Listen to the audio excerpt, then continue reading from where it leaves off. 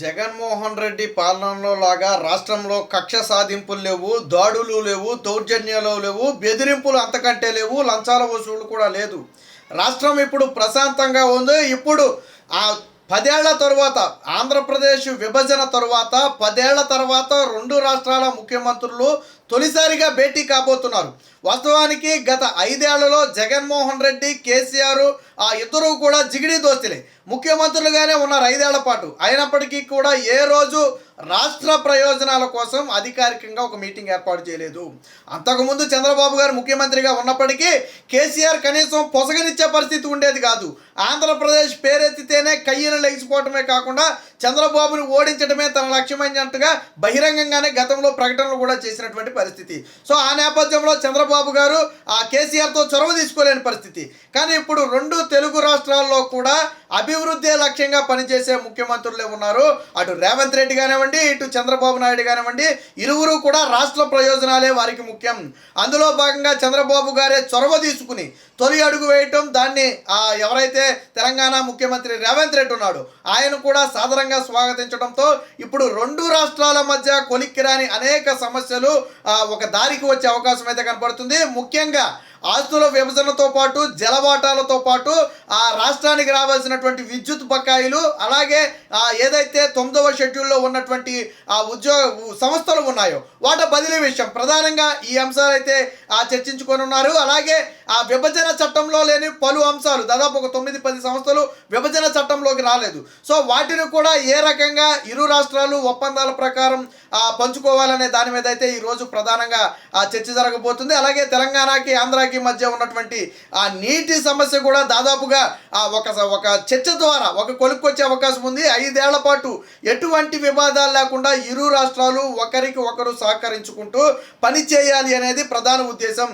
పార్టీలు ఏవైనా కానీ 2 తెలుగు రాష్ట్రాల ప్రజలు అభివృద్ధి చెందాలి, ఆ రాష్ట్రాలు అభివృద్ధి చెందాలి అనేది ఈ 2 రాష్ట్రాల ముఖ్యమంత్రుల ప్రధాన ఉద్దేశం. చంద్రబాబు గారు తీసుకున్నటువంటి ఈ చొరవని ఆంధ్ర ప్రజలతో పాటు తెలంగాణ ప్రజలు కూడా అభినందించే పరిస్థితి. ఎందుకంటే తెలంగాణ ప్రజలు కూడా ఎప్పుడు ఆంధ్ర ప్రజలకు ఏమి చేయకూడదని కానీ, లేదా ఆంధ్రాకి వెళ్లాల్సిన వాటిని తొక్కుపట్టి వాళ్ళని వేధించాలని కానీ తెలంగాణ ప్రజలు కూడా ఏ రోజు కోరుకోరా. వారు ఉద్యమం చేశారు, వారు రాష్ట్రాన్ని సాధించుకున్నారు. తర్వాత వాళ్ళ బ్రతుకు వాళ్ళది, వీళ్ళ బ్రతుకు వీళ్ళది. కాకపోతే విభజన సమస్యలు అనేవి కొంచెం పెండింగ్లో ఉండిపోయాయి. వాస్తవానికి జగన్మోహన్ రెడ్డి గతంలో తెలుగుదేశం పార్టీ అధికారంలో ఉన్న సమయంలో కిందటిసారి విద్యుత్ బకాయిలు ఏవైతే ఉన్నాయో ఆ విద్యుత్ బకాయిలు వసూలుకు చంద్రబాబు గారు కేసీఆర్ మీద కొంచెం గట్టిగా ప్రయత్నిస్తే జగన్మోహన్ రెడ్డి వచ్చి రాగానే ఏదైతే తెలుగుదేశం హయాంలో గతంలో వేసినటువంటి కేసులు ఉన్నాయో విద్యుత్ బకాయిల మీద వాటన్నింటినీ కూడా జగన్మోహన్ రెడ్డి వచ్చి వెనక్కి తీసుకున్నాడు. దాదాపు 7,703 కోట్ల రూపాయలు విద్యుత్ బకాయిలు మనకు రావాల్సి ఉన్నాయి. వాస్తవానికి వాటిని చంద్రబాబు గారు గట్టిగా వసూలు చేద్దామని ప్లాన్ చేశారు. బట్ ఎప్పుడైతే ఓడిపోయారో జగన్మోహన్ రెడ్డి రాగానే ఆ కేసులన్నీ వెనక్కి తీసుకున్నాడు. ఈ రోజుకి కూడా విద్యుత్ బకాయిల మీద ప్రశ్నించలేదు.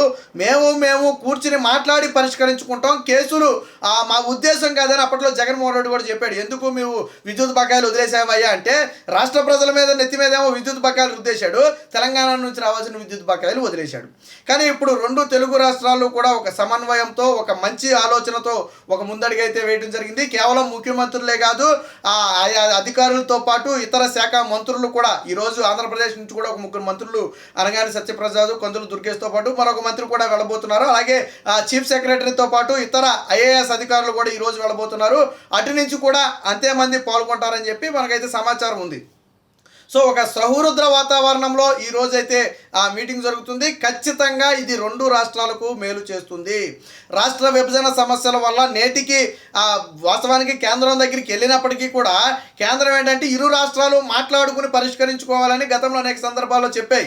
కొన్ని విషయాల్లో మేము జోక్యం చేసుకోలేము కాబట్టి మీరు కూర్చుని మాట్లాడుకుని కొన్ని విషయాలు పరిష్కరించుకోండి, కొన్ని విషయాలు మేము పరిష్కరిస్తామని చెప్పి గతంలో కూడా కేంద్ర ప్రభుత్వం చెప్పిన పరిస్థితి.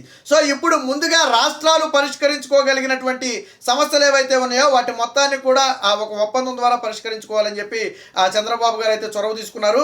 నూతన ప్రభుత్వం ఏర్పడి నెల రోజులు కాకముందే చంద్రబాబు గారే నేనే మీ దగ్గరికి వస్తా, రేవంత్ రెడ్డి గారు నా దగ్గరికి రావాల్సిన అవసరంలా, నేనే హైదరాబాద్ వస్తా, సో మాట్లాడుకుందాం, అనేక సమస్యలు ఉండిపోయాయి, వాటి మీద చర్చించుకుందాం, అవసరమైతే మరొకసారి సమావేశం అవుతాం, మొత్తానికి సమస్యలు పరిష్కరించుకుంటే 2 రాష్ట్రాలు కూడా అభివృద్ధి చెందాయని చంద్రబాబు గారు చెప్పడం జరిగింది. సో ఇది పరిపాలనా అధ్యక్షుడి తీరు అంటే.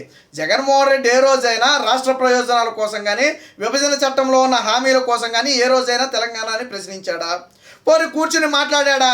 గతంలో కరోనా సమయంలో ఇటుపక్క నుంచి ఆ కరోనా పేషెంట్లను తీసుకెళ్లి బోర్డర్లో ఆపితే కూడా జగన్మోహన్ రెడ్డి నోరు మెదపల. తెలంగాణ హైదరాబాద్ ఆసుపత్రులకి ఇక్కడి నుంచి కరోనా పేషెంట్లు తీసుకెళ్తే బోర్డర్లు ఆపేశారు. అయినా జగన్మోహన్ రెడ్డి ఏ రోజు నోరెత్తలా. కానీ ఈరోజు అలాంటి పరిస్థితి లేదు. రెండు రాష్ట్రాల ముఖ్యమంత్రుల లక్ష్యం ఒక్కటే. ఆల్రెడీ రాష్ట్రం ఎలాగే విడిపోయింది. సరే, విడిపోయినప్పుడు కొన్ని విభజన హామీలు అనేవి చట్టంలో పేర్కొన్నారు. సో వాటిని పరిష్కరించుకోవాలి. కొన్ని ఏమో సమస్యాత్మకంగా నేటికి మిగిలే ఉన్నాయి. ఆస్తుల పంపిణీకి సంబంధించి కొంత దాదాపు 1,60,000 కోట్లకు సంబంధించి ఆస్తులు అయితే ఉన్నాయి. వాటి పంపిణీ కూడా మాట్లాడుకోవాలనేది ఇప్పుడు ప్రధాన ఉద్దేశం. అలాగే 9వ షెడ్యూల్లోని దాదాపు 91 సంస్థలతో పాటు ఇతర షెడ్యూల్లో ఉన్న మొత్తం 142 సంస్థలకు సంబంధించి ఒక కొలికి రావడంతో పాటు ఆ జలవాటాలు ఇరు రాష్ట్రాల మధ్య ప్రతిసారి ఉద్రిక్తంగా మారుతున్నటువంటి ఈ జల వివాదాలు ఏవైతే ఉన్నాయో మరొకసారి అలాంటి పరిస్థితి రాకుండా ఒక రాష్ట్రం మీద మరొక రాష్ట్రం ఆరోపణలు చేసుకునే పరిస్థితి కానీ ఒక రాష్ట్రం మీద మరొక రాష్ట్రం దండెత్తే పరిస్థితి కానీ రాకుండా ఈ జల వివాదాన్ని కూడా పరిష్కరించుకోవాలి. ఇరు రాష్ట్ర ప్రజలకు నష్టం జరగకుండా మధ్య మార్గంగా ఏ విధానం అయితే ఉంటుందో ఆ విధానం ద్వారా వెళ్ళాలని చెప్పి ఈరోజు చంద్రబాబు గారు అయితే నిర్ణయించడం జరిగింది. రాష్ట్రాన్ని అభివృద్ధి చేయాలనుకునేవాడు చేసే పని ఇది. జగన్మోహన్ రెడ్డి గెలవగానే ఏం చేశాడు? ప్రజావేదిక బలగొట్టాడు. తర్వాత ఏం చేశాడు? కొంతకాలానికి టీడీపీ ఆఫీస్ మీద దాడి చేయించాడు. చంద్రబాబు గారి ఆఫీస్ మీద దాడి చేయించాడు. అచ్చెన్నాయుడిని అరెస్ట్ చేయించాడు. కొల్లు రవీంద్రని అరెస్ట్ చేయించాడు. అలాగే అయ్యన్న పోతుని అరెస్ట్ చేయడానికి ప్రయత్నం చేశారు. ఆయన గోడ పడగొట్టారు. గీతం యూనివర్సిటీ గోడ పడగొట్టారు. పాపం సబ్బం శ్రీహరి ఆయన చనిపోయి అక్కడ ఉన్నాడు. ఆయన మీద దాడి చేశారు. ఆ ఇల్లు పడగొట్టే ప్రయత్నం చేశారు. ఇప్పటిలో జనసేనకి మీటింగ్కి ఇచ్చారని చెప్పి రోడ్డు వేల పేరుతో అక్కడ ఇళ్ళు పడగొట్టారు. సో ఎక్కడ చూసినా దాడులు దౌర్జన్యాలే తప్ప పాలన ఎక్కడ జరిగింది? కానీ ఇప్పుడు ఏ దాడులు లేవు, ఏ దౌర్జన్యాలు లేవు, ఎవరి మీద కక్ష సాధింపులు లేవు, ఎవరిని అరెస్ట్ చేయటాలు లేవు, ఎవరి మీద అర్ధరాత్రులు గోడ దూకేలు అరెస్టులు చేయటాలు లేవు. ప్రశాంతంగా ఉంది రాష్ట్రం. అభివృద్ధి లక్ష్యంగా రాష్ట్రానికి పెట్టుబడులు తీసుకురావాలి. ఇరు రాష్ట్రాలు సమస్యలు పరిష్కరించుకోవాలి. ఇరు రాష్ట్రాలు సమానంగా అభివృద్ధి చెందాలి. హైదరాబాద్ను తలదన్నే రాజధాని అమరావతిని నిర్మించాలనే లక్ష్యమే ఇప్పుడు చంద్రబాబు గారి ముందుంది. అందుకనే చొరవ తీసుకుని వాస్తవానికి వాళ్ళిద్దరూ సీక్రెట్గా మాట్లాడుకోవాలంటే 3వ గంటకి తెలియకుండా మాట్లాడుకోవచ్చు. ఎందుకంటే ఇప్పుడు ఇద్దరు రెండు రాష్ట్రాల ముఖ్యమంత్రులు వాళ్ళు మాట్లాడుకుంది కూడా ఎవరికీ తెలియదు. కానీ అయినప్పటికీ కూడా అలా రహస్య బంధాలు అనేవి ఏమీ ఉండకూడదు.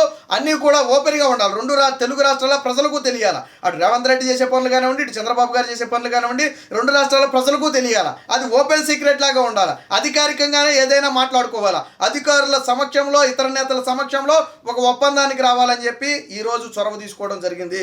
గతంలో జగన్మోహన్ రెడ్డి జీవో విడుదల చేస్తే దాన్ని కూడా బయట పెట్టేవాడు కాదు. గతంలో కాళేశ్వరం ప్రాజెక్టు మీద ఎగిరెగిరి పట్టిన జగన్మోహన్ రెడ్డి గెలవగానే కాళేశ్వరం ప్రాజెక్టు ఓపెనింగ్కి వెళ్ళిపోయి అక్కడ బిర్యానీ తినొచ్చాడు. సో అది జగన్మోహన్ రెడ్డికి చంద్రబాబు గారికి తేడా. ఈరోజు రెండు రాష్ట్రాల ముఖ్యమంత్రులు భేటీ అవ్వడం ఖచ్చితంగా శుభ పరిణామం. రెండు రాష్ట్రాలు కూడా ఇరువురి నేతల ఆధ్వర్యంలో అభివృద్ధి చెందుతాయని రెండు రాష్ట్రాల ప్రజలు చాలా బలంగా నమ్ముతున్నారు.